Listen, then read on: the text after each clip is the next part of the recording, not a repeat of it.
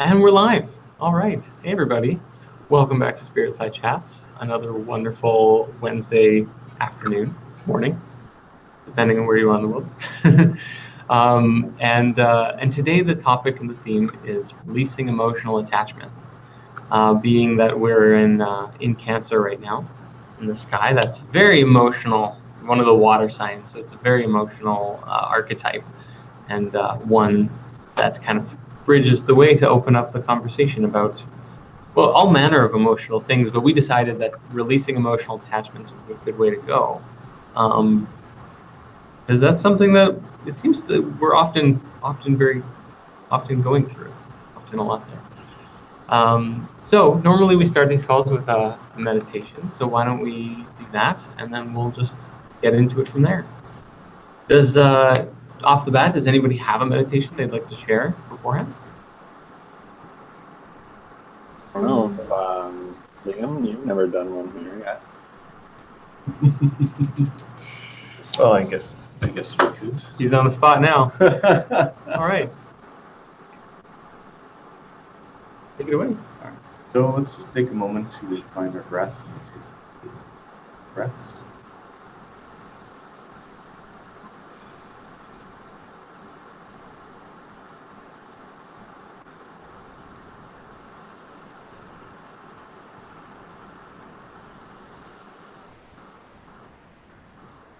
To fit with the theme today, I'd like to start with an emotional attachment integration, and we're going to look at the things that we are emotionally attached to and make some time and take some space, make some space, and realize that we are not any less or any more with or without attachments. So let's just take a moment and think about all of the things that we are emotionally attached to.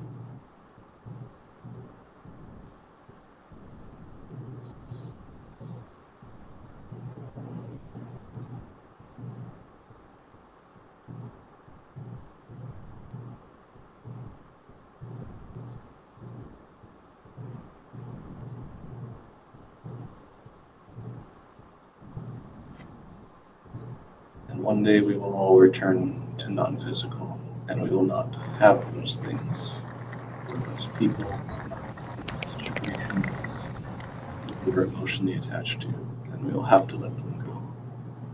But we can let them go now and release the suffering we feel when something upsets our emotional attachments. Imagine putting all your emotional attachments big trunk, placing them all there nicely. Now close the trunk. Visualize a river. Place the trunk in the river and let it go.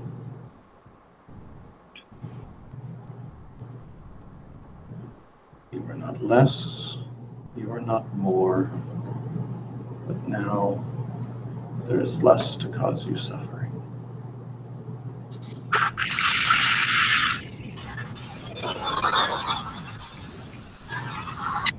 Let's take 3 more deep breaths.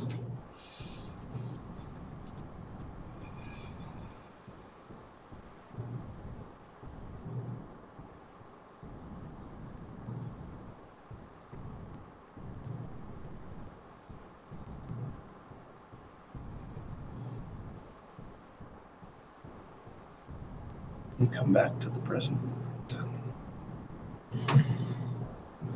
Whenever you are ready, open your eyes. Looks like we've got some more folks who have joined us since we began. Excellent. Welcome. Well, that was great. Thank you. It was simple and clean. Very nice. Simplicity is the secret of Zen. It's like you just take your emotions, put them in a box, put the box in a river, let it go. Simplicity is often. Yeah. Well, it's interesting too, because then there's sort of like, what is the river in relationship to you, and where does the river end up as well? right? Because it might become some pirate treasure if it floats down to a lake, sinks to the bottom, or maybe it like merges with the water, right? Because that's sort of that I guess idea of like really feeling. Often you'll find in emotional release meditations, you'll find sort of like feel it fully and then release it, sort of thing, right? So it's sort of that full experience of the emotion in the integration of it, right? Because if you're denying its presence, then you still haven't dealt with it, right? Exactly. Yeah. And there are those who will give up everything that they own, thinking, okay, this is the way I get rid of my attachments. I'm just going to give up everything I own and just have a house and a bed and just basic necessities to live, and that's it. No fancy cars, no sofas, no TVs, nothing. Just the basic necessities. Then in about a year, they realize, what have I done? I've given up all of the stuff I need to live my life comfortably. And then they're still attached to these things. They still have that regret that, oh, I gave these up. So anyone who's watching is thinking, oh, I'm going to force myself to let go of my attachments by giving up all my stuff. Don't do it until you can give up your attachment to the thing with it still in front of you.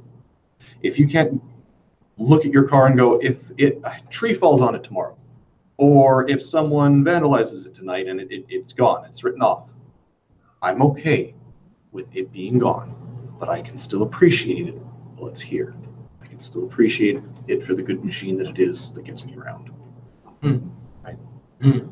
Right. So yeah, for was it the parable of the raft in Patch Parables was like the tool for getting across, but not for retaining. That's so right. You use it in the time that you're needing it, but once you're done with it, you don't need it anymore, and it's gone. Yeah. So on the topic of emotional integration, does anybody or releasing or any of these subjects, is there anybody off the bat who has anything that just comes up that they want to share and talk about?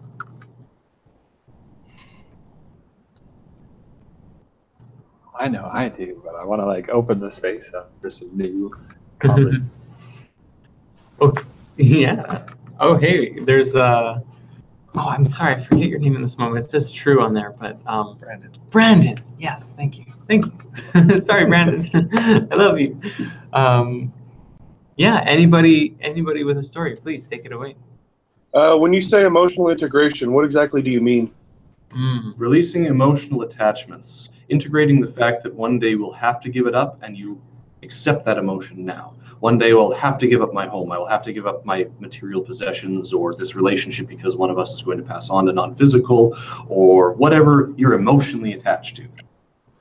Kind of like, I guess, attachments in general too. And integration kind of speaks to the idea of really merging with the wholeness of self.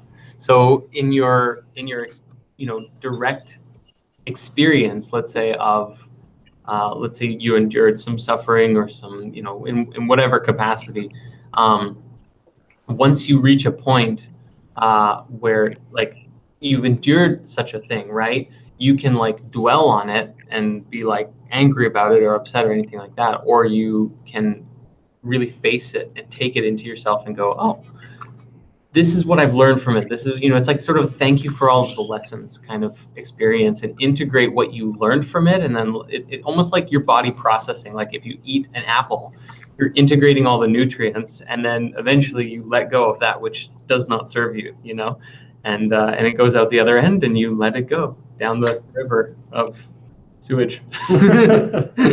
Which later becomes fertilizer and clean water and the cycle. Absolutely. Okay. This reminds me a lot about how something I've looked into about how one thing. Is my sound coming through clear, by the way? Yeah, but it's pretty clear. Okay, yeah, Philip, you're good. There was just a little bit of something. Okay. One of the things that I've picked up over the years is the fact that one of our initial reactions to like negative traumas and stuff is to design like psychological armor, and a lot of that's emotional stuff, and a lot of it's got emotional attachments built into it. And I think that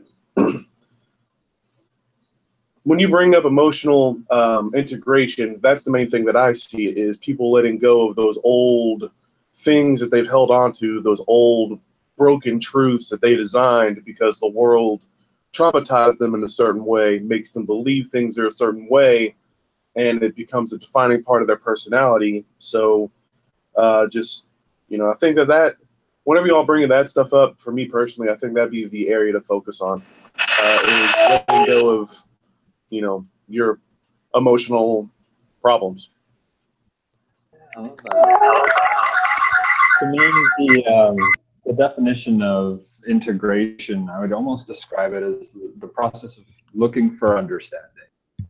To integrate something is to have understood it truly and completely, to absorb the experience as part of you, but more than that, to have learned and grown from it and adopted that as a new part of your consciousness, and progressed in the journey of life as a result of your understanding now, your integration of that new experience.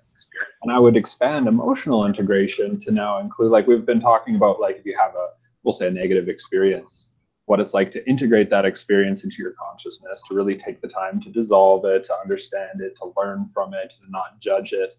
But I want to say, like, the integration of happy and positive emotions is just as valuable. So we can still take the time as meditate on our positive emotional experiences to say, like, how did that good experience make me feel? And how can I take time to really learn the lessons of life from those experiences as well? So really the process of emotional integration to me is just really being able to take the time to go, how am I feeling right now, without judging that specific emotion as saying it's a good emotion or a bad emotion, just observing it. And then saying, like, well, where did this come from? And I'm going to integrate it now. I'm going to try and understand it and really go through the depths of that experience, what causing that experience, maybe why I might need to be experiencing this.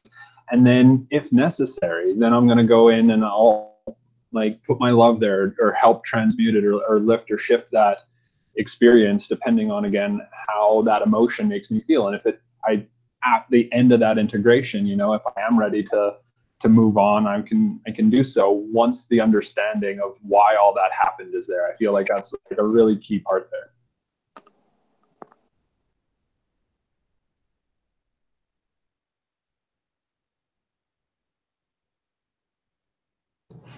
Anthony, welcome. You have two live things going at the same time. Yeah, I'm on my phone. I was trying to switch to my laptop, but the camera doesn't work on that, so I'm back on my phone. Hello, everybody. Nice to see you all again. You're beside yourself. Oh, no more. I booped him. This is great. We actually have you guys all just jumped in all at once. It's so good to see you all again. Karen Phil, said she'll be in soon. Joshua, and of course Natalie, our new guest here, for everybody to say hi and meet. So yeah, no, this is great. Aaron, thank you so much for sharing what you did too about integration and what it means on another level, which was I'm really happy you touched on that, because yeah. Yes. I'll second that one. That was beautifully synchronous to my own meditations of, it's really important to learn to accept love and to learn to accept the positive side of life, instead of always holding yourself to too high of a standard. So, thank you. Always look on the bright side of life. It's really interesting, because I've been reading this Buddhist book called Food for the Heart. It's written by the Venerable Ajahn Chai or Chow or something like that. But it's this brilliant book where he speaks about kind of really the highest level, or the enlightened state, is almost this balanced neutrality and awareness of all states, right? Rather than this sort of like we've got there's this large push for living and looking on the positive and creating the positive and letting go of the negative and all of this stuff, right? But this book describes that even that is an attachment, whereas he would say that, like, the Buddha, upon hearing whether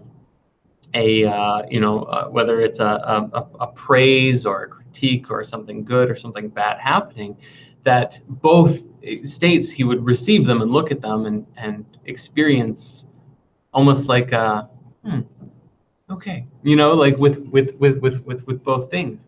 which I think is interesting. And almost like I feel like we're in a state of like, you know, as a species, kind of going through ages of I guess of balancing and rebalancing. Like, you know, we're not all at this level or anywhere close to, you know, where say Buddha was at or Christ was at or anything like that, but we're all striving for that. But in our humanity, we're going through, you know, we go through the states of suffering and then we go through states of bliss, and kind of always going closer and closer to phi. But it's when we get attached to any particular state is what is described as what the actual cause of suffering is, right? If you're like, you know, it's great to feel happy, but if you are like, I have to feel happy, darn it, why am I not happy right now? You know, like that's the cause of suffering, by being like really attached to the desire of being happy. And it's simply by actually like letting go of the need to be happy that then you can actually experience the totality of emotional feeling and recognize that happiness is really a flow, you know, like even in the tarot, like the Nine of Cups is the card itself is described as happiness, which is the picture shows kind of all of this water and emotional energy kind of like moving through an individual, but it's coming from above at the top and moving down below. So there's no, you know, it's not it doesn't get retained along the way. It just naturally pours and flows from one cup to the other until it ends and returns back to the source. And I think this is probably a state of what we could describe true happiness is experiencing it, but not holding on to it, you know, not damming up the well of emotions, but just letting it be.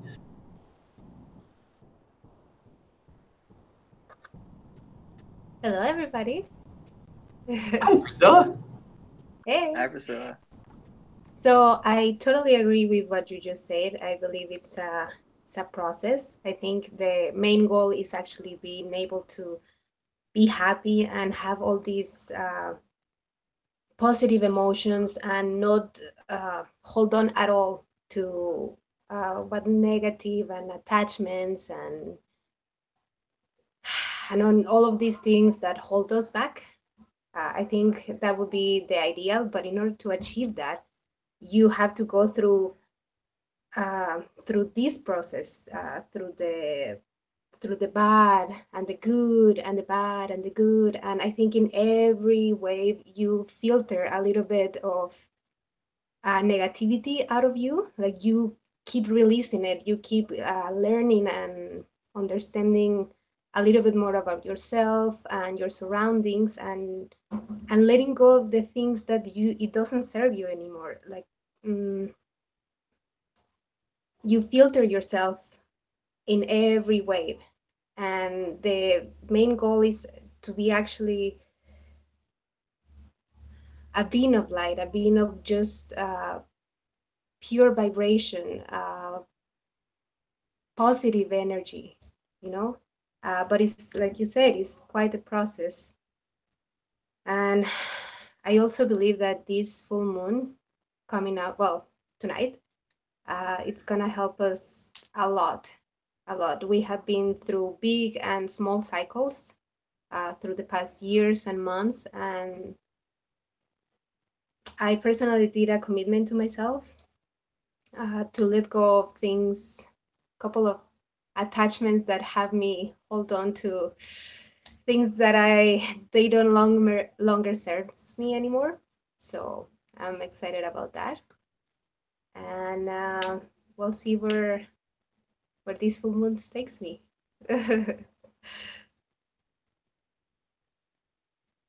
Oh yes, also one thing. I was reading yesterday about the three wise monkeys. I was reading about it, and it just resonates a lot with what we have been talking about. So see no evil, hear no evil, speak no evil, right? Like we put in our bodies, we listen to wherever we want to choose to listen. We see whatever we want to see, and processing all these negative things, they're going to end up like coming out of us at some point, right? So trying not force it, because like you guys said, like you can't force it because you're attaching yourself to this idea of always being right and always being rightful, and it's a process and we have to flow with it.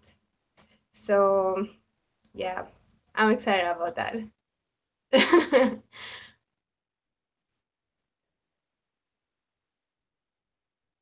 Thank you so much.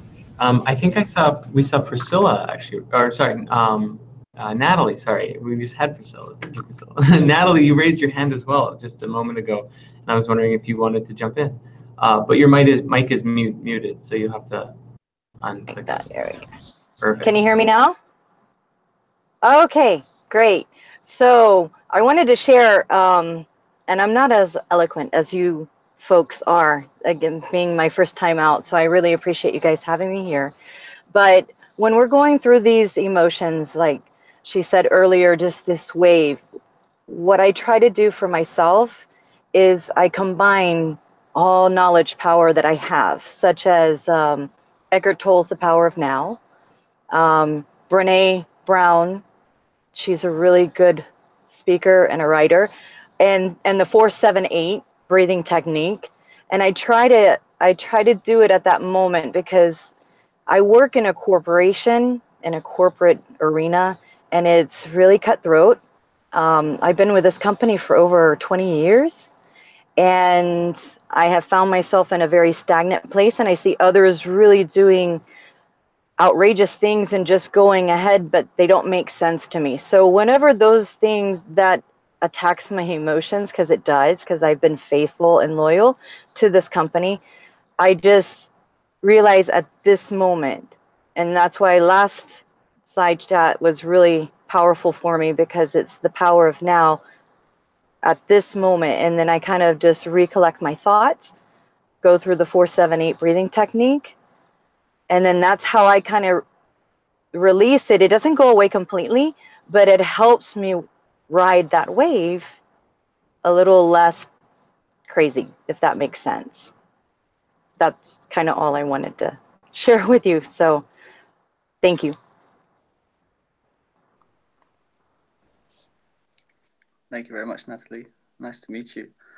I love that you brought up Brene Brown, because I actually was just finishing listening to the audiobook of Braving the Wilderness last night, and some really fantastic things said in there. And that whole talk she had, or she read about Maya Angelou, which sent this whole thing into play, where she went out and started speaking to people about belonging. You know, where do you belong, and where do you not belong? And Maya Angelou said, you can belong nowhere and everywhere.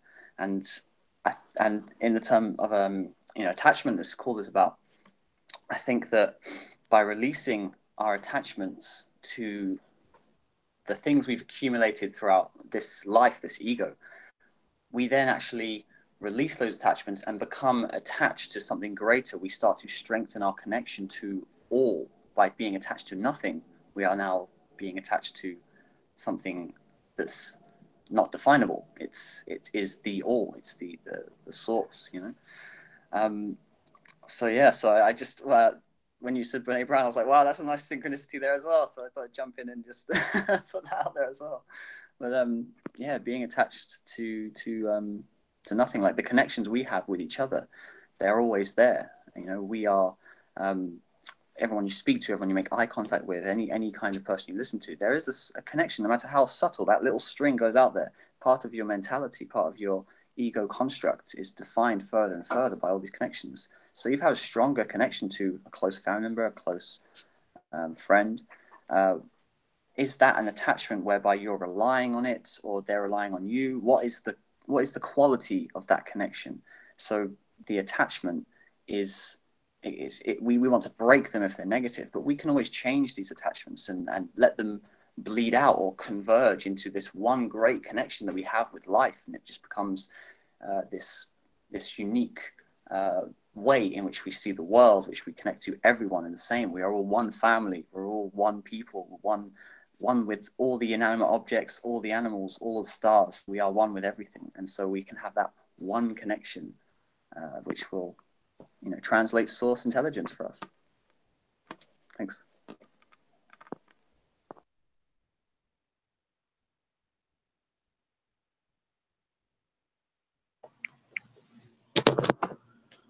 I actually have a should I?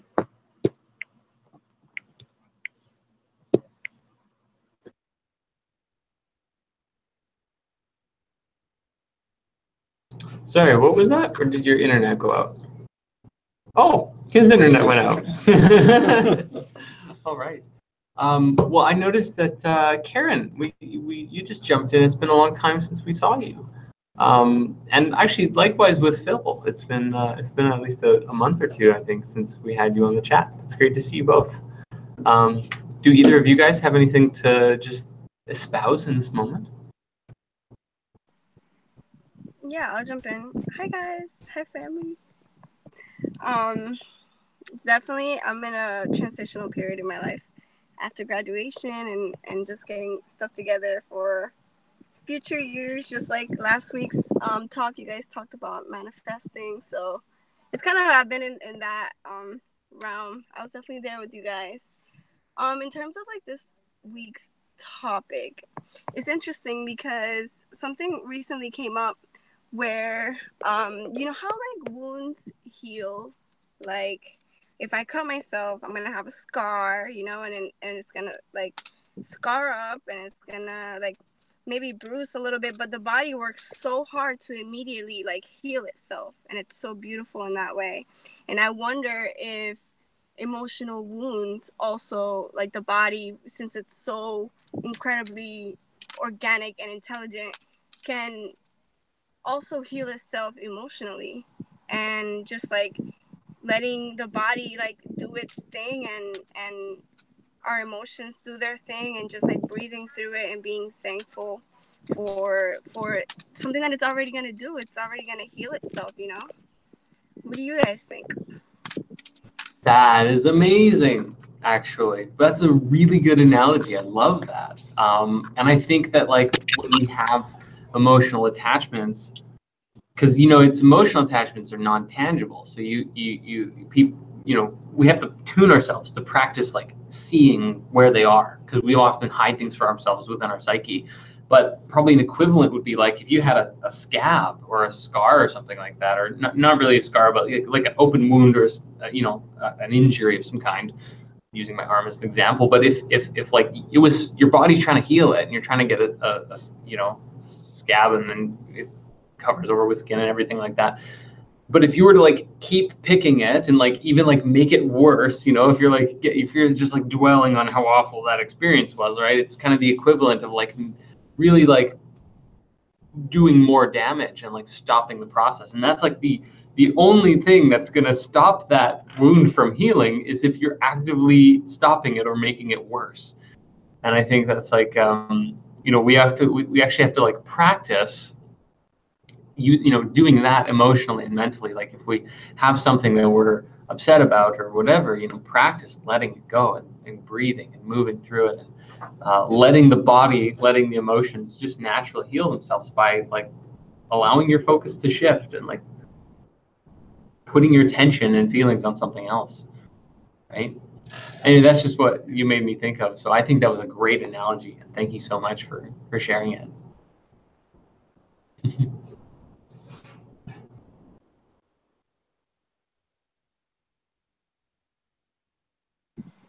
So I have a question for all of you. How do you actually heal these wounds? How do you cope with working on them? I know a big part of it is understanding, like from my perspective, but I would like to hear what you guys have to say about it. From my perspective, I just try to understand the core of the wound, like understand what part is my fault. What do I do? What am I doing in order to keep digging into the hole, and like understand those hidden parts that your psyche hides from you, and then just try to once you understand it, it's easier to shift it, to change it to something different. But it's quite the process. It's sometimes exhausting, and I would like to hear if somebody else has, a better way to do it. Yeah, I think your way of doing it is absolutely perfect. The first thing I'd probably say is like everyone's going to largely have their own unique process for handling their own emotions, because we all go through different degrees of emotions and it's all caused by different things. And so I'd say probably like the first approach that I would take is to explore your own emotional landscape and be comfortable observing yourself, to try and find whatever your own best technique for self-observation is going to be, because you are your own guru. And so to be able to listen to your higher self and to open those channels of communication is like right in alignment with how to get through some potentially heavy emotional situations. Now, for myself personally, the process of integration that I've used has been like, I would refer to it as extensive observation.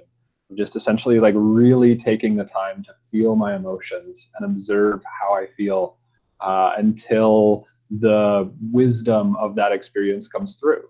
And for myself personally, like there was a time where, I would look back on a lot of the experiences that happened through high school or my earlier years or whatever else happened in my childhood. And I would look back at them as being detrimental experiences, and they were negative to me, and they hurt me in some way or form, and they were very bad for my development, or at least that's what I thought.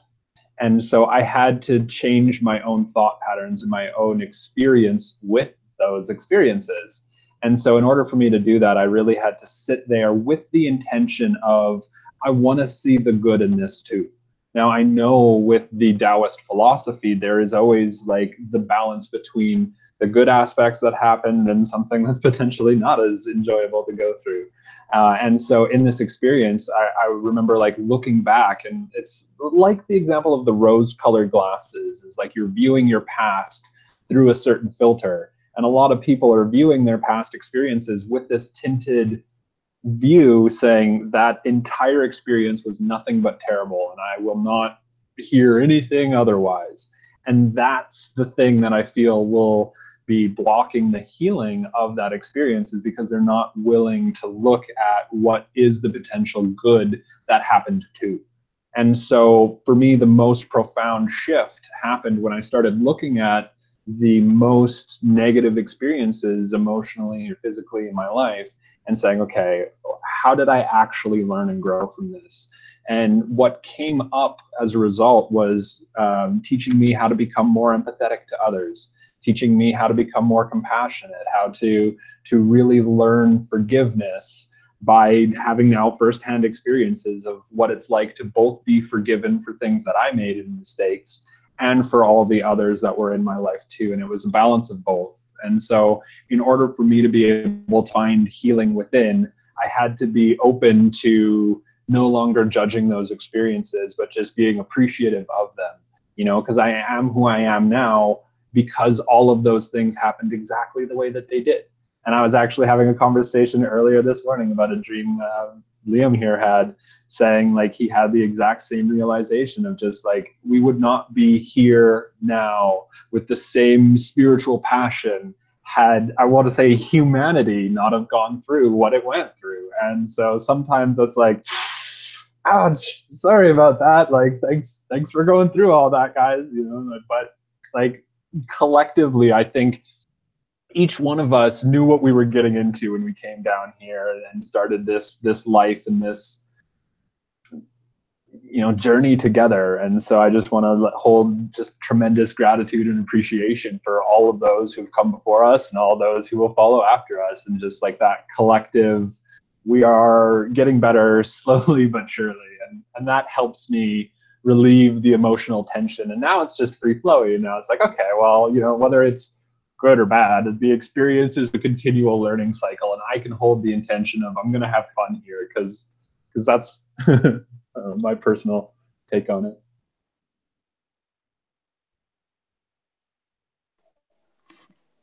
Thanks, Aaron. I love that. That was full of life and energy. Got the buzz going. And going back to Priscilla, what you mentioned, like with the dealing with those attachments and problems and you know the core issues that are kind of keeping us attached. The imagination is a fantastic tool, and you know everything we experience kind of sediments through downwards from our senses that are all orchestrated, or you know, everything is centered around this part of our body.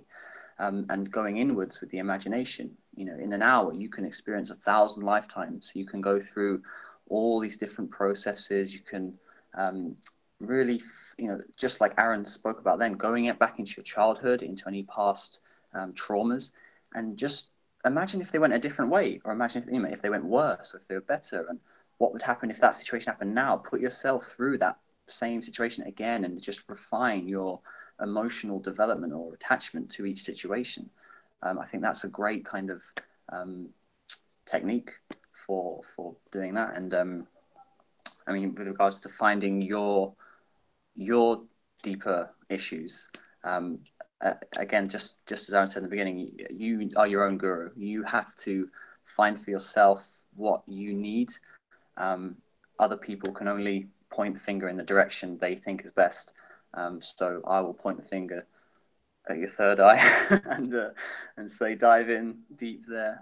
Like I said, you can experience countless experiences, and you don't have to physically live through them. You don't have to go and actually get that cut on your arm and then know that you're going to dig it out and all that stuff. You can imagine that happening and what you would go through, and you feel the pain. You know, the deeper you go into it, the more real it becomes. So essentially, you can just live without having to act these things out in the real world.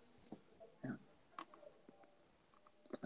I don't know what you have as a core problem. Maybe you want to expose some part of yourself to see if anyone can offer anything else.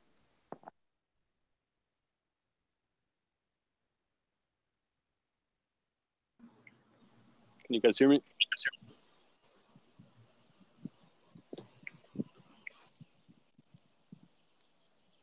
Loud and clear. My connection might not be the best, but if you guys can hear me.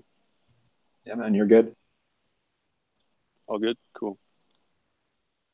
I really liked what that Natalie brought up Eckhart Tolle earlier. It's a great quote by him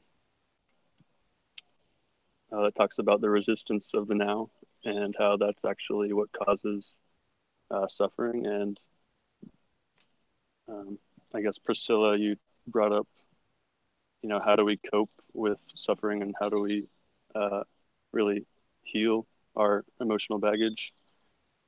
And I think it's kind of what Aaron was talking about with sort of dissolving experiences. I like that you mentioned the word dissolving because it's really just like it's constantly changing and evolving.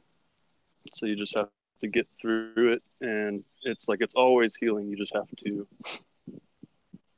be able to sit with it instead of resist it and pick at that scab.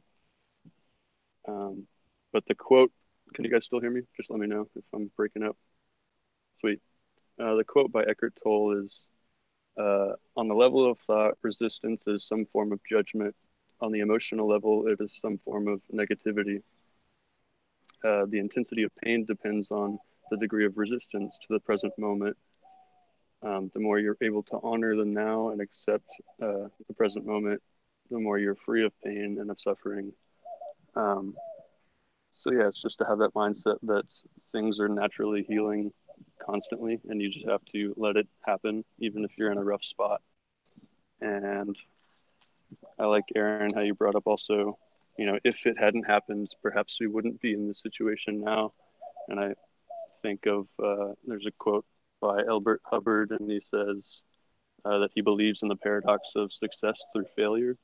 So it's this idea that there are certain situations that are very unpleasant that are beneficial.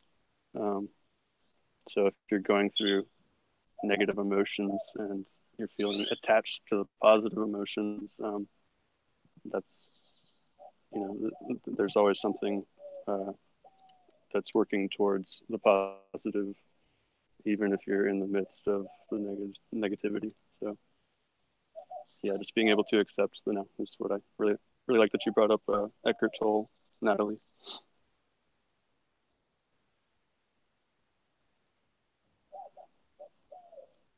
That's all I got for now.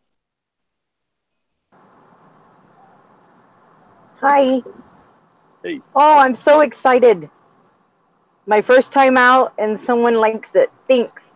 Not that I need everybody's acceptance, but that's super awesome. Yeah, that he resonates very well with me a lot, and Renee as well. So thank you for that as well for mentioning. Another way I cope, Priscilla, and help through, because I've been on my awakening, my journey to this awakening that has brought me here today. I have listened to about 5 to 8 audiobooks in the past 3 to 4 months. I have been like super hardcore, just listening and absorbing and trying to transcend, if I want to call it that. But there was one that resonated with me, and his name is Dr. Joe Vitale. I think he's got like so many books out there, but there was one that was called Ho'oponopono. I don't know if anybody has read Ho'oponopono. The I love you. I thank you. Please forgive me. I love you. Thank you. I'm sorry. Please. Those 4 statements help me through so many different things that I put in with the power of now, if you want to call it. I kind of bridge as much as I can together. The power of now, the 4-7-8. While I'm in the 4-7-8 breathing, I think I love you. Because in essence, I need to get to the core of myself to be able to function properly, not to react negatively, but to embrace whatever it is so I can learn from it. And again, I have so many thoughts that go through my mind, and I don't always translate them well. So if it doesn't make sense, I apologize. But hopefully something does come out of that, because Ho'oponopono was like eye-opening for me last year. And so I try to incorporate all the knowledge that I can to be able to deal with that emotional issue. Little known fact about me, which you guys don't know because you're just meeting me today, is I'm married and I have 2 children. I'm a little bit older, I think, than almost anybody on here. But what is age? It's nothing but a number, right? It's nothing but a number. But I have a 23-year-old son that I raised as a single mom for 15 years. And I have a wonderful, well, my son's wonderful, do not get me wrong. My 7-year-old daughter, her name is Summer. My son, his name is AJ. And 2 different worlds, my son and my daughter. My daughter is definitely taking me for anything. And her father she's right there. He's got her, she's got him wrapped around his pinky. And it's an everyday, I don't want to say struggle, but it's an everyday awareness to keep myself in check with any kind of emotions. And so from my past with my upbringing, and I'll try to keep it short because now I'm just feel like I'm babbling, but my upbringing is totally different than what I am embraced with my children and brought them up, or I'm bringing them up. And so that emotional attachment that I experienced with my parents, that I didn't experience with my parents, I have been lucky enough to be able to release that, because there was a lot of what they call baggage that came with that with me. And I was able to find someone to give me the closure that was in my family, because I had a lot of why questions. Why did this happen? And I was lucky enough to be able to handle that portion of my attachment, emotional attachment, through my aunt and through my uncle, who explained a lot of my mom's upbringing that I did not even know. So to kind of answer Priscilla, how do we handle it? How did I handle it? I was able to find someone I trusted that could help me through that. That was pre-awakening journey. And now with my journey to the awakening, I definitely incorporate all that I feel is positive, any technique that I can find, and kind of bridge that together, because my world is very fast paced. And in fact, I have to probably drop off because I got to go back to work because I'm on my lunchtime. spending lunch with you guys has been wonderful. But, you know, I use the Ho'oponopono along with realizing the now and understanding vulnerability with Brené Brown and the 478. And those are working for me well. And that's kind of what I wanted to share. So thank you for allowing me to have the forum there. Thank you. Yeah, thank you so much for sharing and your honesty and your journey here. Like I know too that going through as a family, as like a spiritual collective, there was a piece of information that was shared with me that essentially said that the souls that I'm going to use the word choose here, but the souls that we choose within our families have been within our families for multiple lifetimes, because these are the souls that we really need to work with, and they have lessons for us. They're the ones who are going to push our buttons the most. And we often know this because that in and of itself apparently provokes looking at the experience. And as far as I've understood, this was done intentionally to help accelerate our conscious evolution. And so we've been given opportunities through our families and those who are really close to us to give us that little bit of struggle, because it does require us to now grow and to really look within. And the expression was, necessity is the mother of all invention, right? And so we look at these difficult situations and say, not necessarily how is this a difficult situation, but like, what is this helping me to make me stronger now because of this? And how can I grow and transmute this? It's just a beautiful thing. Thank you. Thank you. Natalie, thank you so much for being on the call with us, and I hope you have a great rest of your day at work. And thank you. Thank you. Thank you. Thank you, Natalie. We love you. Bye. Thank you and love you. Bye.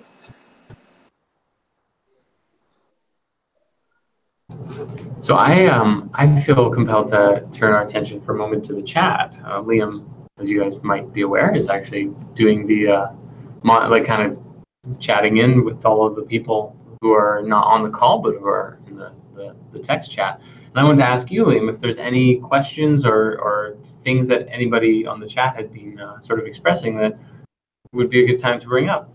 Well, as of this moment, I would say let's open the floor to questions and allow anyone who wants to ask a question to ask now. It'll just be first come, first serve. So in all fairness, whoever can type their answer or the question the fastest will take. Yeah. In the meantime, why don't we talk about our process of emotional integration and give them time to ask. Yeah. Did you want to start, or did you want me to start? Oh, we'll take it away. Okay. So for me, releasing emotional attachment, the best methods I've found have always been, as Natalie mentioned, you take all of these wise spiritual gurus' methods and you personalize it. You make it relevant to yourself. One of the links and one of the practices Aaron and I have done is Maha's 21 Masks of the Ego, emotional integrations. And that worked really well. And then I took it further and I personalized it a bit. And a couple of years ago, I was at our Winnipeg Folk Festival here, and I volunteer there, and I do a lot of walking, and my ankle was just killing me, and there was a few things that were bothering me. I was going through a bit of a heartbreak, disappointment, and all of these things were carrying me down, and I almost feel like Buddha consciousness speak to me the moment I went back to my breath and I let my mind go silent for a moment, and it said, is what you're holding on to serving you in any way? Oh, no, it's not. Would letting go of this make you any less of a person? No, it wouldn't. Do you need to hang on to this anymore? No, I don't. And in that moment, I kind of just did this dropping motion, and I felt all of this weight come off me. Instantly, my ankle felt better. I could walk properly again for the rest of the festival. Instantly, I felt, oh, I didn't need to hang on to these things. They weren't actually serving me. They were holding me back.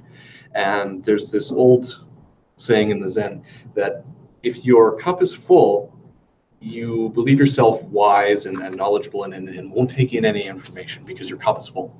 How can you take in more information? And I like kind of modernizing and thinking, okay, now we take that cup, we empty it into the ocean. We put it back in front of us. Keep with the empty cup and allow more information to fill. And as more comes in, you can dump it back into the ocean and realize how much, as the more you know, the more you realize, the more you don't know. But that doesn't mean that you can't progress in a moment. You can't progress in this moment now. You can. And I goes back to one of the simplest things that we teach in meditation. If you're not thinking, you're typically not suffering. If you can take a moment and go, I don't need to think about that. It's not actually doing me any good. And release it. For some people, you might need to go through the story and go, okay, well, I need to resolve this mentally. I need to resolve this. Okay, so let's just say, for example, the dream that I had last night and that I was talking to Aaron about this morning was I dreamt that I'd been thrown back in time and I had 2 chances to go back to grade 12 and fix some things, fix my marks and be a little bit more dedicated to school and fix a relationship that I wronged somebody. I went wrong by somebody. And the first try, I messed it up. And I didn't feel like it was the wrong thing to do. And then I got my second chance. And then I realized that I wasn't supposed to have a relationship with that person. And I let that go and accept that, okay, I can't have this for my life to unfold the way it's supposed to. So that's good that I left it that way. And even with my education, I pulled my punches, so to speak. I kept my grades just below the scholarship point, knowing that I could get a scholarship, but it wasn't supposed to happen. I wasn't supposed to change my personal history. And when I woke up this morning, I felt every regret that might be in here somewhere was gone. Everything that has happened in my life, all the toxic relationships, all the pain, all the suffering, every single thing that I was emotionally attached to that, was a terrible thing, it wasn't a terrible thing because it brought me here, maybe the person I am today. It shaped me in a way that I couldn't have had without that experience. So releasing emotional attachment is as simple as going, whatever it was that brought me here today was worth it because it brought me here today. And it let my life unfold the way it was supposed to, and it let my life unfold this way. And when you can really feel that, okay, yes, I am where I'm supposed to be. This is the journey I'm supposed to take. There's no mistakes. There's just research and development. Okay, I don't need to hang on to this baggage anymore. I can live my life. I can continue moving forward now with nothing holding me back. That I open it to you. Oh, thank you. Well, I want to, let's just check in really quick because it's been a few minutes if there's been anything. Okay, yeah, Michelle has one.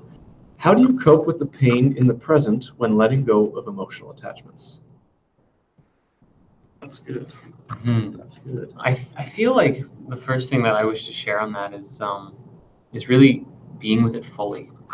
I can speak to one experience that I had, sort of a long string of experiences sort of thing, but I went through a really hard breakup in the middle of 2016, and it was really challenging and had many different facets and aspects of because we were connected in so many ways.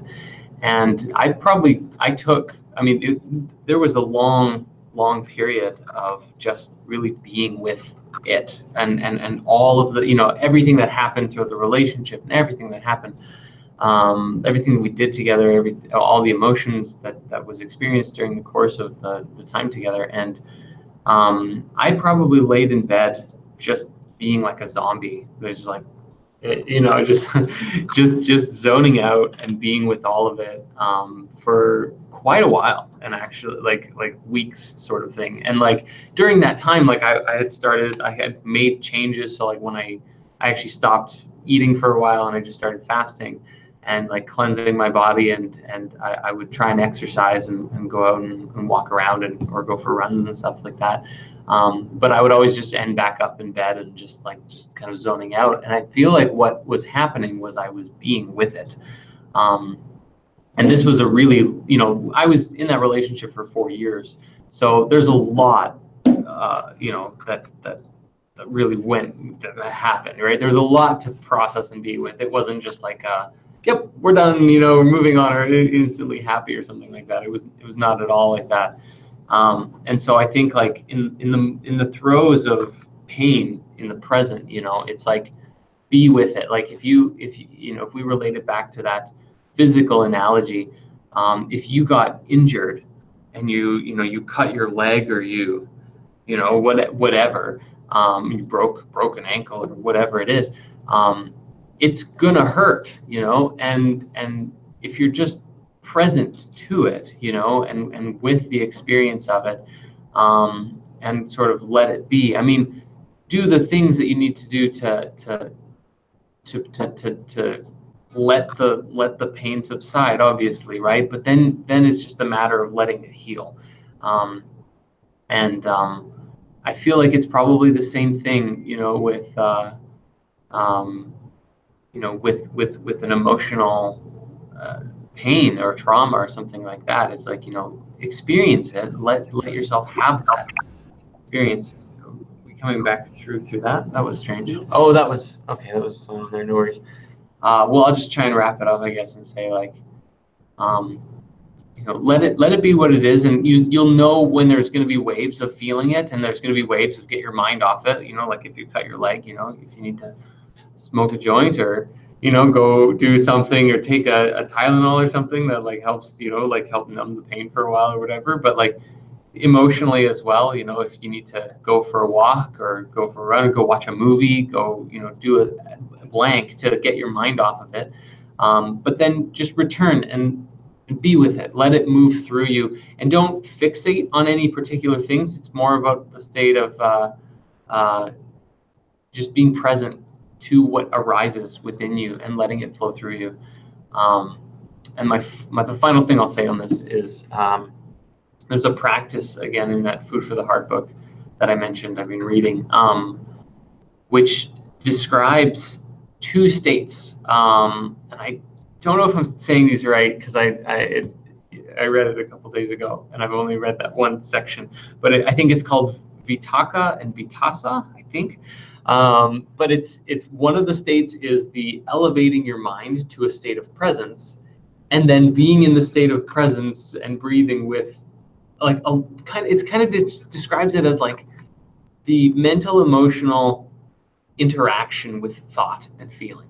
And so like one is like elevating yourself to where you're present with it, right? And it describes like this is a very natural thing for while you're meditating. You're never perfectly in the breath all the time, and nothing, there's usually an impenetrable wall of thought where like no thoughts can come to me and I'm just there, right? Like that's a very high level to get to.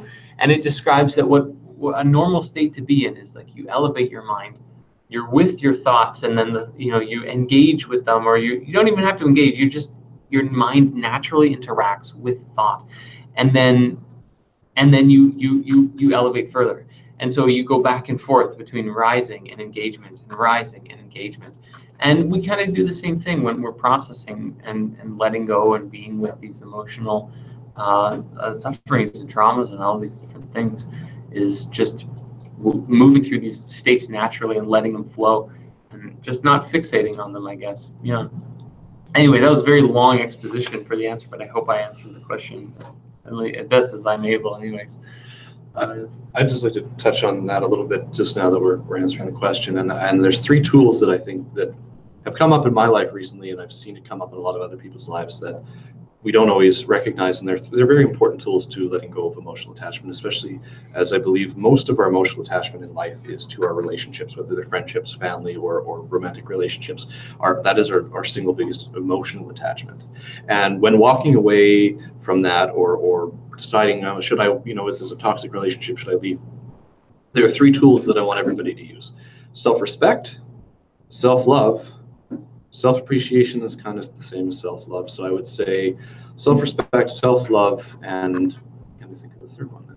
Well, we'll start with self-respect and self-love, because with those 2, you really need to have it. If you're in a toxic relationship and you're not sure, should I leave? Because I really like the affection, I really like having somebody to talk to, I really like feeling appreciated from outside myself. Realize that you can do that within yourself too.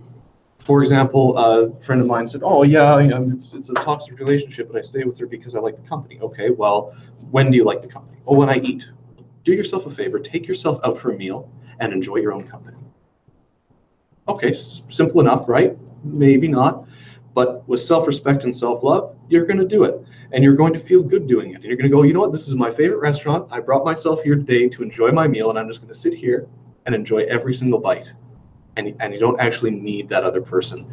And in that state of self-respect and self-love, you may even attract a person who just got out of a relationship and is very similar to you, and you sit down and start chatting. Anything's possible, right? But you have to come from that place of self-respect and self-love to take the action of, oh, I need to leave this, or I need to say something, or I need to do something that may be uncomfortable that I don't necessarily want to do, but what's stopping me is that emotional attachment.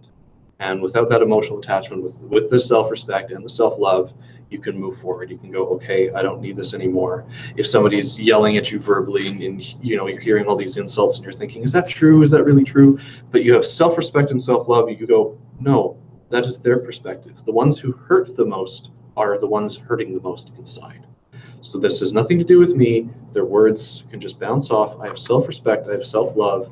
I know I'm a good person. I know what I'm doing is for the best for me. And even if they don't see it right now, my leaving this relationship or my moving or my whatever it is that you're doing that is getting rid of that emotional attachment is going to benefit both of us. Even if it doesn't immediately seem possible, it will benefit both of us. So it's very important to have self-respect. It's very important to have self-love, because if you don't and you're always looking for it externally, you'll never find it. You need to have that fulfillment within yourself. And, you know, if you miss, oh, I missed the affection, well, give yourself a pat on the back. Give yourself a hug.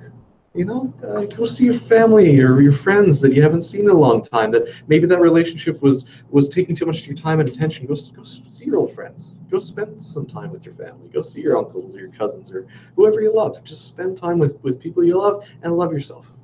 Because when you love yourself, others will love you too. And you know, that's a big point that I think everybody misses. And we really do need to have that love within ourselves before we can truly love another. I mean, you know, there will be debates. Oh yeah, you know, I hate myself, but you know, I love this person. You know, like for a long time, I felt that. You know, I loved so many people, and I expressed that so much, and I would do more things for other people than I would do for myself. And then I realized that's not sustainable. How can I have a relationship if all I'm doing is giving and not allowing to receive? I need to respect myself. I need to love myself. So that's those two concepts I feel are very important to express and for everybody to come to the realization of. Oh, and self-forgiveness is the third one, because sometimes you can't talk to that person, or you can't recreate that situation. It might have been somebody you flipped off in traffic and you'll never see again. But if you can forgive yourself, then you can let go of the emotional attachment. You can forgive yourself and go, okay, yes, and I forgive them too, and I just forgive, and I'm at peace with that. Great. I almost want to say, just because I want to open it back up to everybody here, but what you were just kind of describing, you know, loving yourself and loving others, almost like, well, like trust itself is probably one of the greatest, it's like the mechanism that we use to create powerful connections with others, right? But when you fall in love with someone and then you're heartbroken afterwards, it becomes very easy to, or if you're, you know, betrayed by a friend or whatever it is, you know, whatever story it is that you're experiencing, it becomes very easy to close your barriers of trust and not trust people, right? But like the innocence of a childlike heart, you know, that's just open and trusting, is such a natural state to be in, that even once you go through, you know, an experience of like that, where you open up and then you close, and it's always important to remember to bring back to that state of openness, because you know, that's where you find the most joy in life, is with meaningful connections with others. And I almost want to say like that that understanding true oneness is knowing that when you love yourself, you are loving others, and when you're loving others, you are loving yourself. And to see the connection there, and not just isolate them as two very different things, but having love for all is really probably the biggest gateway to experiencing and like, yeah, really making those deep connections and changing everything about your life. So let's open it back up to everybody, because we haven't heard from you guys for a while. We kind of did the whole chat thing. So what do you guys think about this, and do you have anything to share on the subject? Me personally, one of the biggest tools to help me get through whenever things are kind of like assaulting me from a bunch of different angles is just take a breath. All right, this is what's going on in my life. Take another breath. All right, this is what I need to do about it. Take another breath. Okay, let's go do it. And then just whenever, because these things for me, it comes back in waves where I tend to get lost in these negative thoughts and stuff. I don't know if that's how it works for other people, but for me, it's just keep breathing through it. Just, all right, this is what I got to do. I just got to keep doing it. All right, I know that I may be filling myself up with doubt, but it's all right. Just got to keep going. Just got to keep doing it. All right, well, looks like I failed a little bit. Just got to keep going. Got to keep doing it. You know, just keep breathing, keep walking, and just keep pushing through it. It's I know that we can talk about like on all the other levels that how important things like self-confidence, esteem, all that stuff really are, but on a physical level, for me, it's one of the easiest things you can do is just breathe through it. It's really one of the best things you can do. I actually wanted to jump in really quickly because I'm about to leave, but these are my parting thoughts. It's almost the same thing that everyone has been saying, but just from a different perspective. Have you guys ever been in a position where later in life you come up to a conclusion and you're like, whoa, like obviously, now I know why this happened way back, or or why did that happen, and it comes into the future when something other like randomly thing happens, right? You're like, oh, that makes sense now, like the higher self wouldn't put you in any position that you couldn't be able to handle. Like these are cycles and lessons that we're here to like go through and learn through, and therefore there's at least a 50% chance that you know how to get to the solution, or you know how to heal. So it's like letting that 50% like happen. The body is gonna do it, the higher self is gonna do it, and like not resisting that, and like obviously the power of the now, I'll bring that back, and what we do with ourselves and our self-love with letting that, letting life happen, because it might be a problem that you have to go through, and no matter how hard you try, it's not meant to heal now. It's meant to heal when it's supposed to meant to heal, and that might be in a year, and you'll understand why.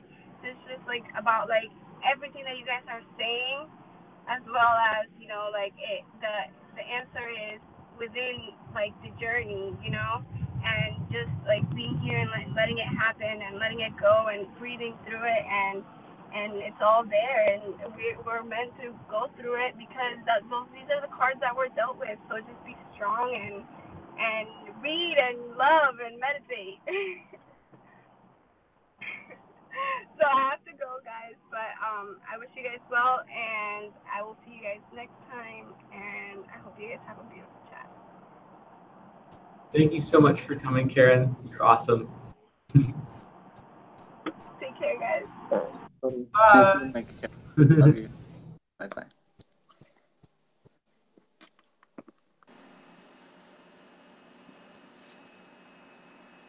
If I could just go back to the question that was asked on the chat, like how do we get through these healing processes?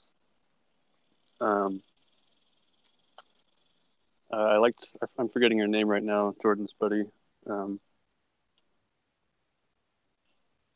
Liam. I liked how you brought up relationships, because some of the most powerful and most common cases of emotional attachment or addiction are romantic relationships or family relationships. And so and then Jordan, you reminded me of Gabor Mate. He's like an expert on addiction, and he talks about how most addictions come from basically trying to soothe or escape pain. And so if we're trying to heal ourselves in sort of an addictive relationship, let's say, where, both parties are dependent on one another, or you're you have a lack of that self-love, so you're dependent on love from another. The best way to actually heal that pain is not to seek it from your the relationship that you have, but rather to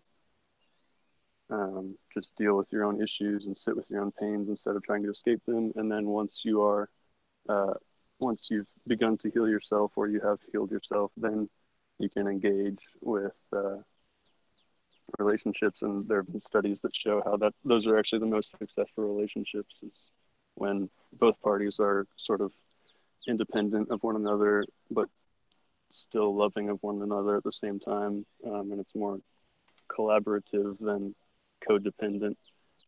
So yeah, being able to sit with your own pains, heal yourself, let the healing happen instead of trying to escape it, and then you'll be much more, you will experience those better emotions more naturally instead of trying to forcefully experience them. So, hope you guys could hear all that. That was beautiful.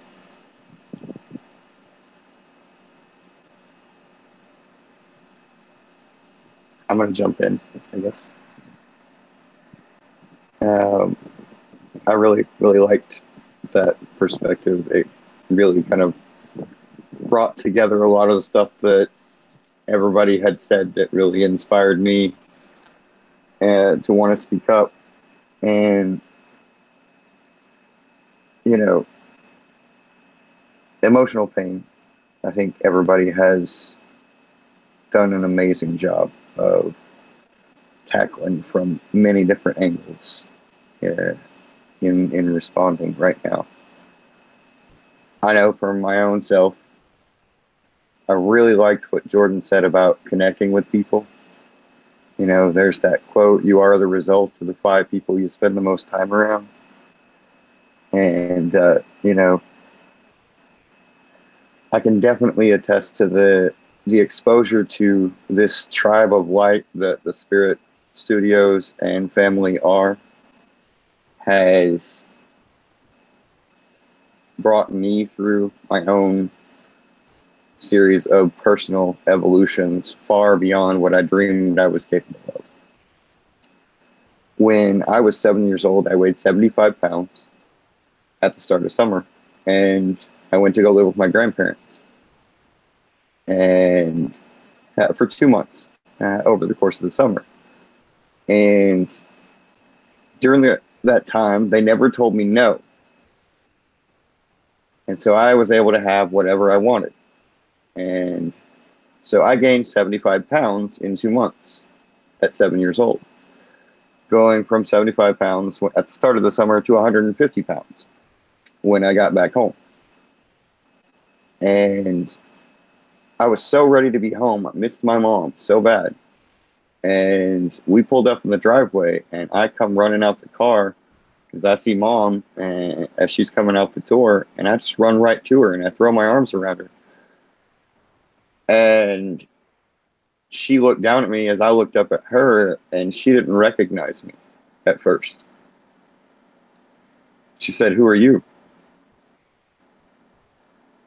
And, that day, that moment was this deep anchor of pain. And I created this judgment about myself, about not being good enough from that moment. And it as an identity, worked itself into every relationship I had. And, that question you asked a moment ago, Liam, when you said, how can you love everyone else, if you don't love yourself? And, well, the answer to that is with terrible coping mechanisms and a series of repeated breakdowns. That's how you do it. I mean, you can still love people, but you're not being as genuine and authentic with it as you could, because you're not stepping into your own heart. And until you do that, you're not giving your own best love out. And you can only do that when you've tended your own garden. You can't give out flowers if you don't water them. So just make sure to water them. And remember that it's up to you what you choose to think about in any moment. We like to say that it's not easy to feel one way or the other, but it's as easy as picking up your remote and hitting the channel to a different thing. Whatever you think about, whatever you choose to focus on is what you're going to feel. So all I can say to that is, you know, for me, I chose to follow that good vibrating feeling that I got the first time I ran across Spirit Studios videos on YouTube. And I followed that passion, and it has blossomed into an amazing connection with Jordan and Aaron and everyone on the team. I love all of you. I love getting to work with all of you. And, you know, these calls, these connections we make. One of the ladies that has done the calls with us in the past, Shelly Kay, did these beautiful illustrations, and it inspired Anthony and myself to get together with her, and we set up an Etsy shop, or Anthony set up an Etsy shop for canvas prints of her chakra mandalas, and I made a pretty book. It's a coloring book for people who say they can't meditate. And that was my last little piece. Was, you know, this idea was based on something my teacher taught me. You know, when you're stuck in that pain and you can't figure out how to get out of it, my teacher said, just go wash your dishes or sweep your floor. It's just something simple. So go do that, or do something fun and get a coloring book and just color for 10 minutes. You'll feel better, I promise. You'll make much better decisions from that space. And that's all I got to say. I love you all. Joshua, thank you for sharing that story. That's actually just wow. Thank you. Yeah, totally. So much love for you and everything that you are. And I mean, again, the conversations that we have here and to be able to create this space is truly such an honor to be a part of this, and to open this all up in this way. It's just, again, like it's what we're here for. And again, to see the fruits of that is, again, just such an amazing experience. And also it's so cool that we like open these chats and started seeing other people connecting to each other and creating new stuff out in the world as a result of that. Like the quote I'm reminded of is, a single spark can start a forest fire. And like, you know, to never downplay the importance of like ourselves in that moment and what we can do for other people, because you never know how that ripple effect is going to affect countless lives. And so to always shine brightly, you know, it's a constant reminder. Thank you.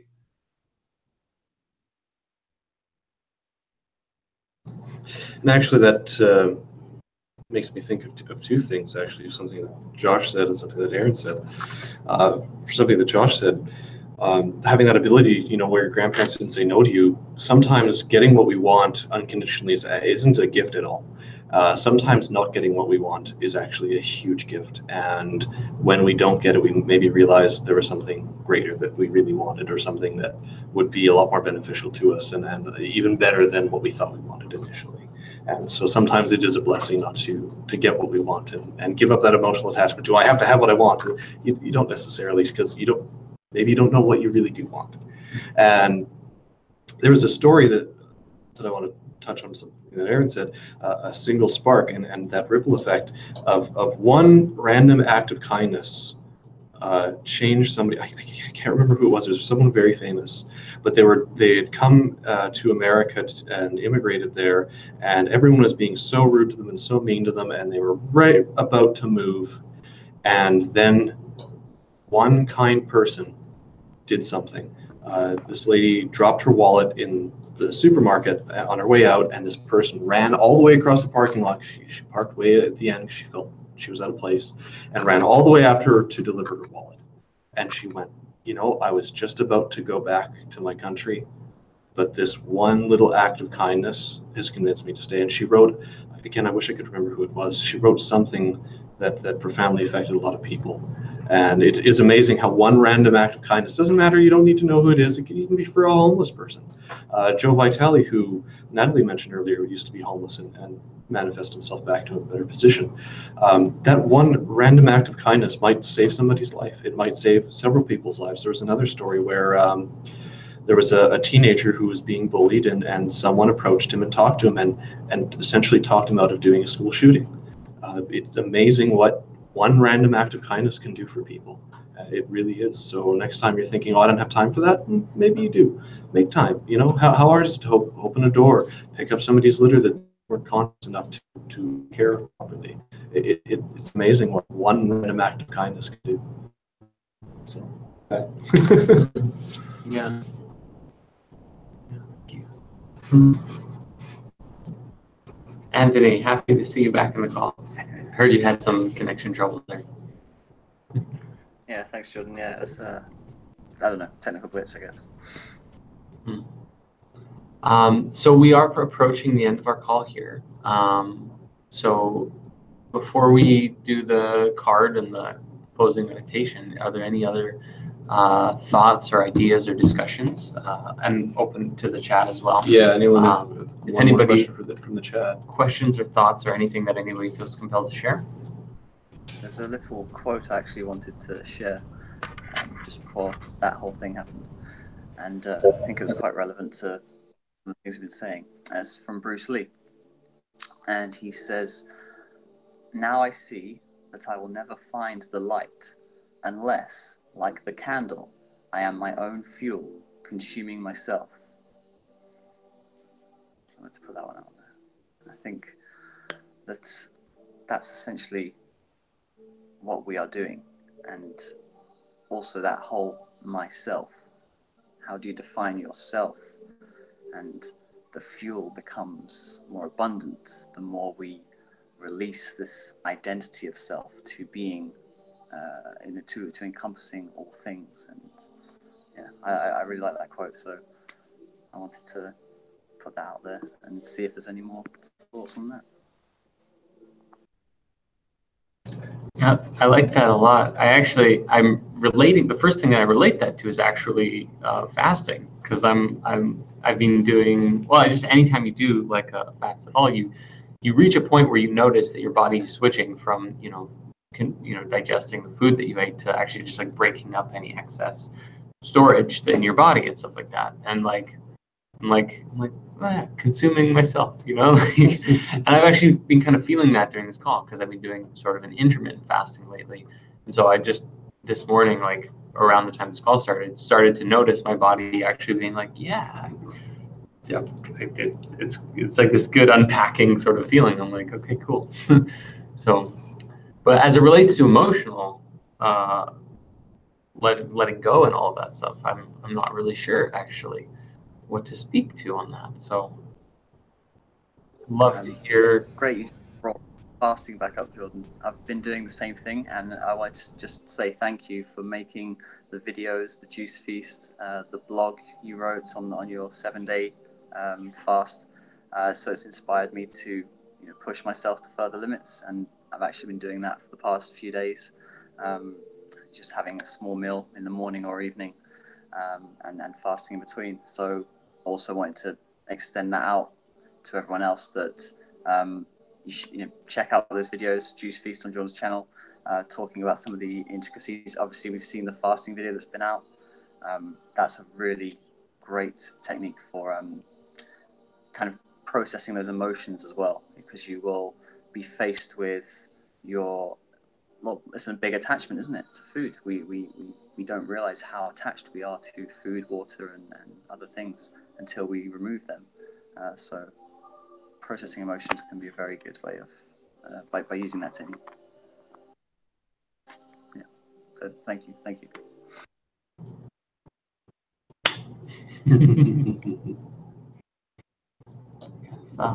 It just kind of reminds me,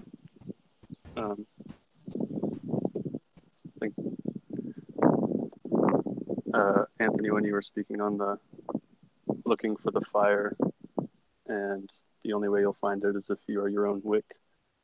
Like if we were to say that, joy or purpose were that fire and you're seeking those things, it reminds me of the parable of the oil for the lantern when Jesus is speaking about the kingdom of heaven, and talks about how those who don't basically save their oil and will be asking for it outside of themselves. They'll be asking their sisters for oil, which is just like this idea that, if you're not cultivating and storing happiness inside yourself and you're always seeking it outside of yourself, then you're not the wick.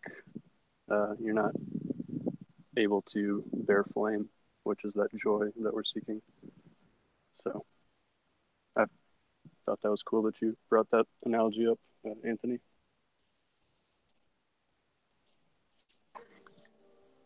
Thank you for that. Thank you. It's a quote by Bruce Lee. Check it out.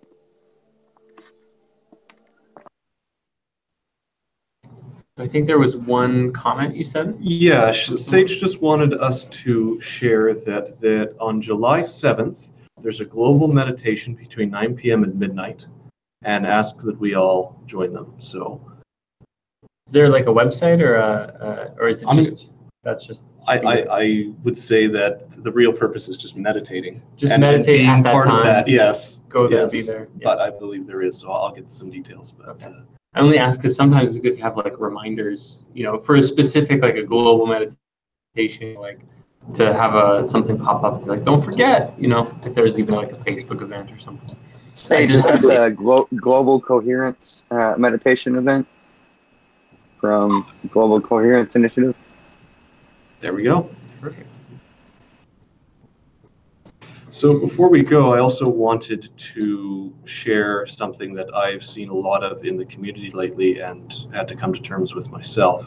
And there is a big emotional attachment to hate and fear and anger, specifically towards the New World Order, or some miscall it the Illuminati or Freemasons. And I just wanted to say, whatever title you want to give the 1% or have this us and them mentality, it's not something we should be holding on to. And from their perspective, they're doing the best that they can. Again, from their perspective.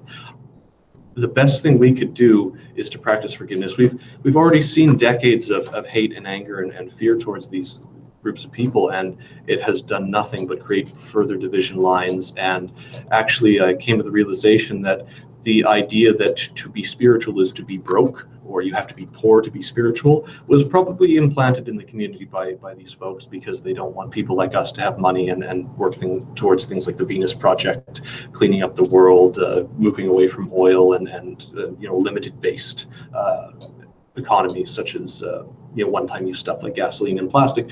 But we really need to hold forgiveness if we're going to move past what has transpired and this cyclical cycle we've been in for the last 60 years. We need to forgive these folks and realize they are doing the best they can from their perspective. And I want to thank Jordan for the agricultural video and inviting them, because corporations are made up of people. And if we can talk to these people and say, look, we understand it's not your fault and we're not blaming you. You're doing the best that you can from your perspective or from your job title or your position, whatever, we understand that. But we also invite them to move forward together as a collective. We don't need this us and them mentality. Everybody is all one. And even, a lot of people adopt that idea, but except for those 1%ers, they're Martians or, whatever, they don't belong with us. But you are having that same Lucifer experiment mentality of the dual, the us and them, the 1%, the 99%. It has to be the 100%.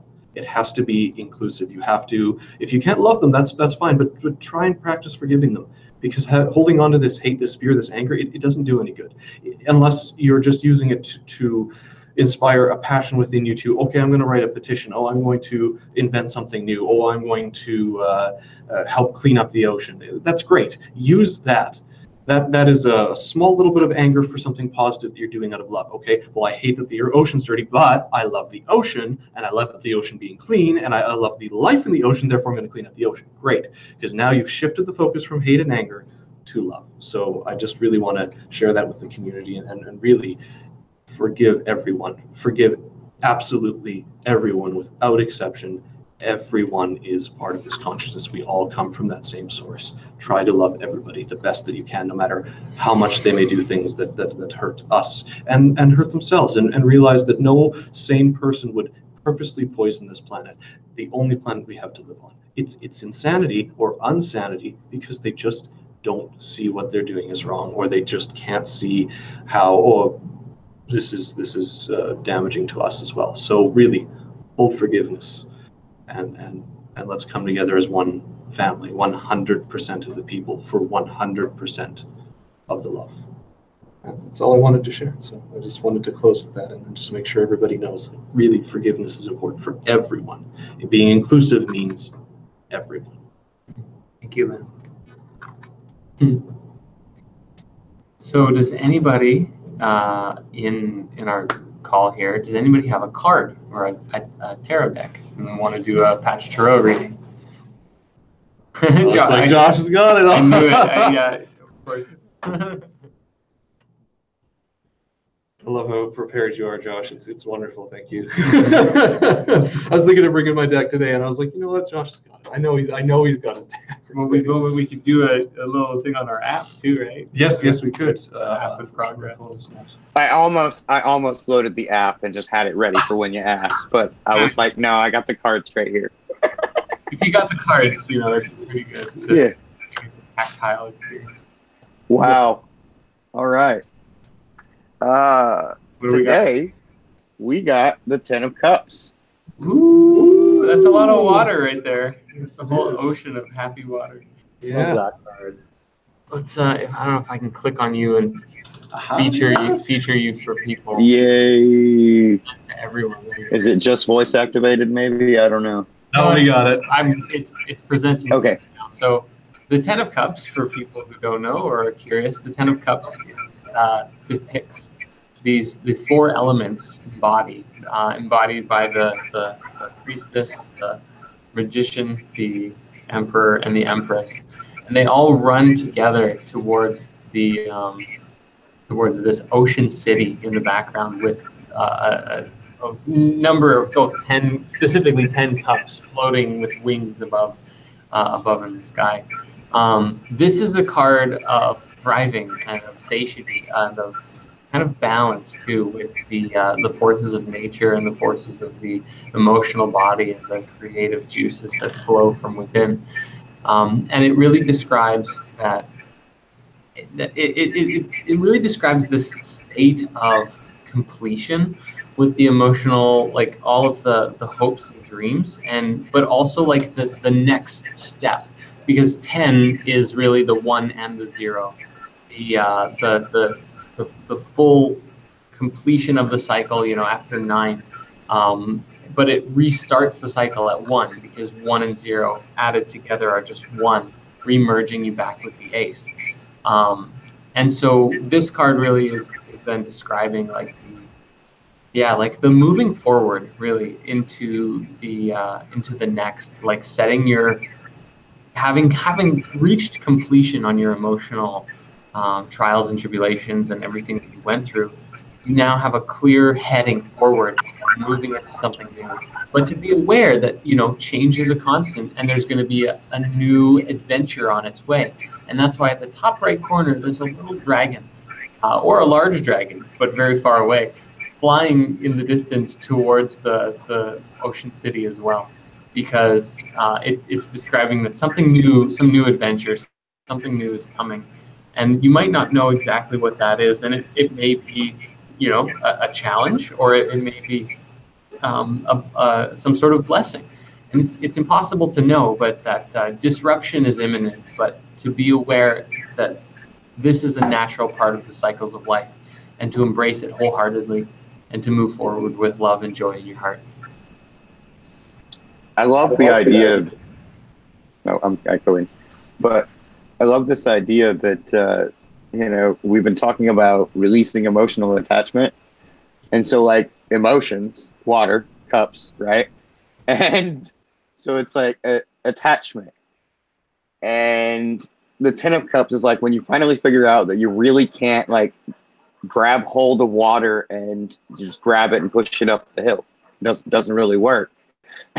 And so you just have fun playing in the stream. It's like that moment after you release all that attachment to whatever that emotional thing is, it's almost like you're a child again and you're just being free, right?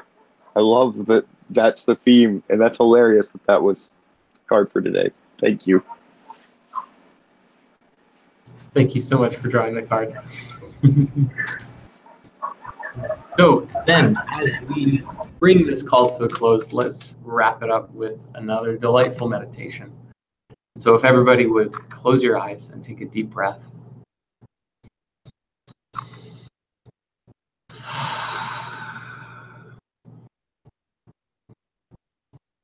And as you breathe, sink deeper into your emotions, to your emotional state. The water within.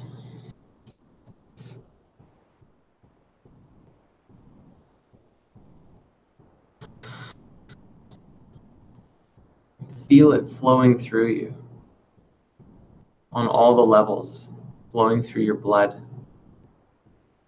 flowing through your feelings. Water flows even through your thoughts in the form of clouds, as thoughts are the element of air, and evaporates into steam, merging with the fire within as well. Your emotions merge and mingle with all of your other elements, the archetypes that make up who you are.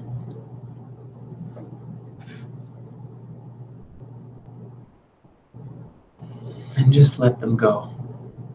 As feelings move in and out through your being, you experience them, and then they move on, like the passing of a cloud or a fish swimming down a river. Change is the perpetual constant.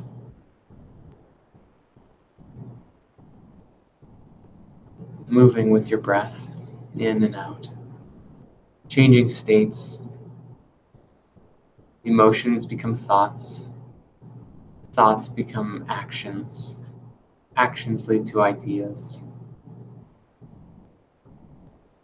So there is no separation. What feelings you have one day may entirely change the next. And so let go. Trust. And know that all things shall come to pass in this realm over and over and over. And even if you experience a sense of doubt or feeling like you missed something, well, fear not, because the experience and the feeling will come back around. It always does. Like water which drips off of a snowy mountain, becoming a river, becoming a lake, becoming an ocean. Eventually it evaporates back up into the sky and finds its way back to the mountain and returns to the snowy state once again. So breathe. Breathe deep and breathe love into this and every moment. For it's within this state that you truly learn to love all things for being as they are.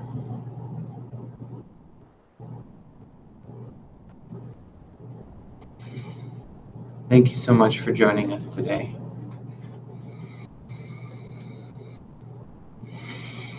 Eternal love to all of you.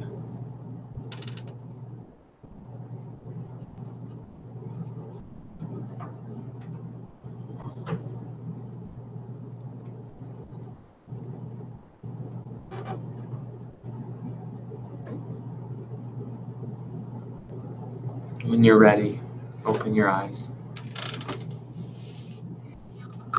and wave. We'll see you again real soon, okay, everybody? Thank you all for joining us. Have a great couple of weeks. New moon in July, not far off. Peace and love. Passing.